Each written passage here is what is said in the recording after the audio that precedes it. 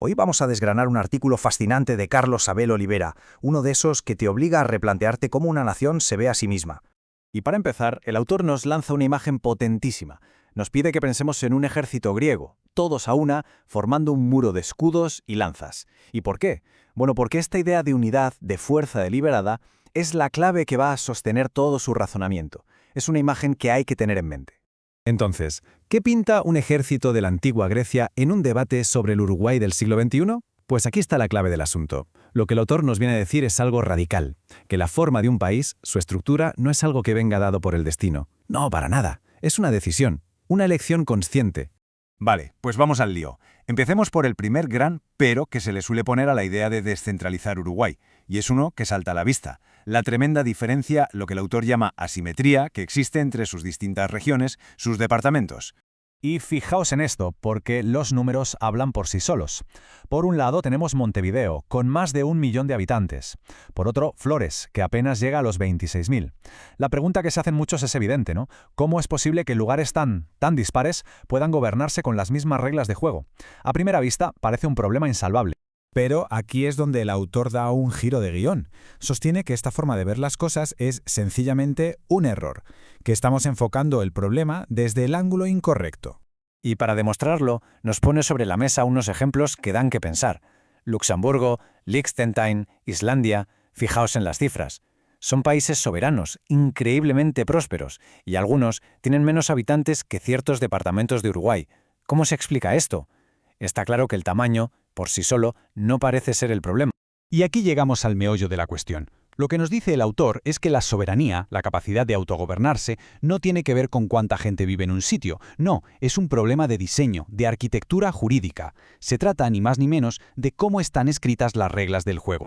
Y si quedaba alguna duda, atención a este dato porque es la prueba de fuego del argumento. En los países con sistemas centralizados, de media, un 41% de la riqueza se concentra en la capital. En los federales, esa cifra se desploma a menos del 3%. La conclusión es demoledora.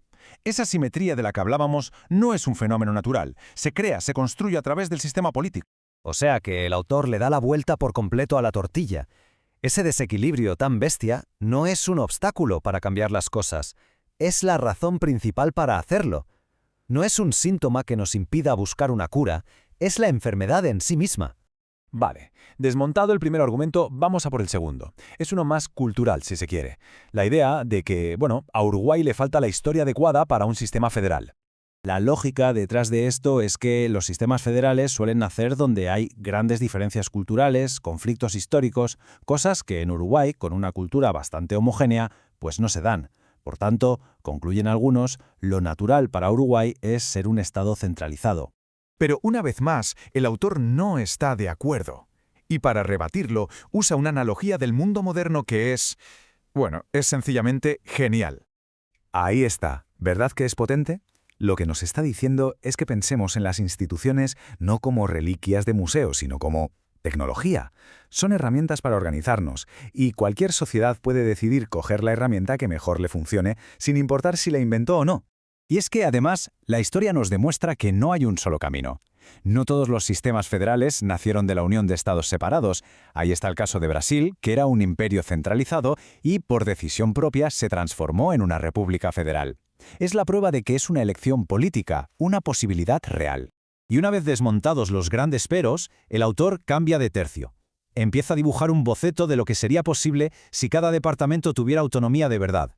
Y aquí es donde la cosa se pone interesante. De repente Rivera podría ser un nodo comercial único con Brasil, Colonia un competidor fiscal de Buenos Aires, Maldonado, ¿por qué no el Mónaco de Sudamérica? Se trata de liberar el potencial único de cada lugar.